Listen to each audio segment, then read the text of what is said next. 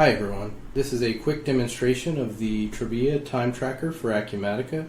We're going to take a look at it from the perspective of the mobile app and interfacing with production orders. I'm going to start out by hitting plus here to start a brand new time tracker. I'm going to hit save to get my document number, so I've got 93. I'm going to hit clock in. My clock in is defaulting to this indirect labor. I'm going to go ahead and hit OK. I have that defaulting from the user profile, so you can set up default clock in to go to an indirect labor code. You can set breaks up to go to indirect labor codes by user, and that helps if you're clocking in and maybe the user does not know yet which production order they're going to be starting out with, but they need to get on the clock. So that's essentially what we've just done, and now we want to scan and decide which production order we're going to be working with. So we can do that by using the set task capability down in the bottom left. And when I push that, notice it lands on this barcode field. If you have a warehouse type scanner, you'll be able to scan that right away. For me, I'm using a cell phone for this demonstration, so if I hit that barcode field, I can use my camera to scan the barcode. And this is a QR code.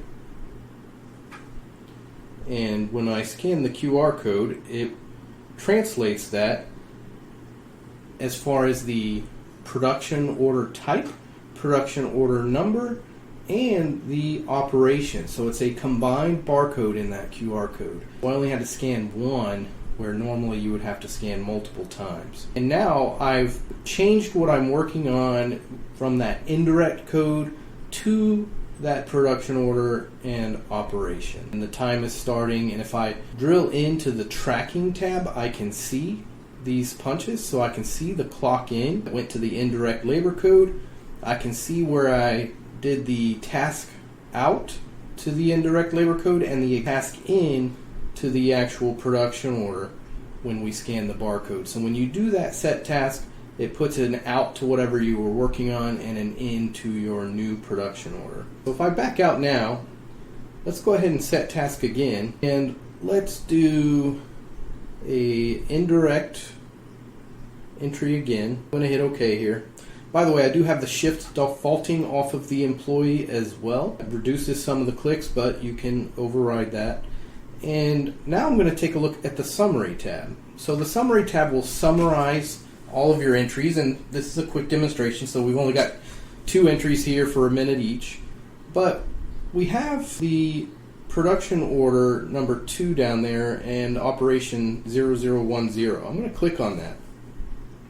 Here's where you can come in and enter your completed quantity. So if I come in and put 10 in my completed quantity, you can also enter a scrap quantity. So if I come in and hit 1 there, and when you have a scrap quantity, you can also put your scrap action, and I'm going to set write-off.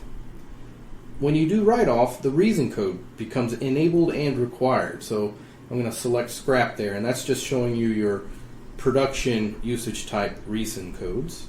And I'm going to hit update, and I'm going to go back, and I'm going to go ahead and hit clock out.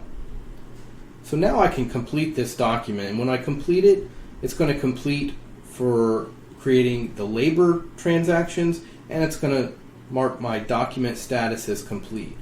While I was on the summary tab, I could have completed there too, and that's there so you can complete as you go throughout the day without completing the document, but still getting your labor transactions created throughout the day rather than all at once at the end of the day. So you have both of those options there, but we're going to go ahead and complete here, and it's going to change our document status to completed, and we are finished. Thank you, and let me know if there are any questions.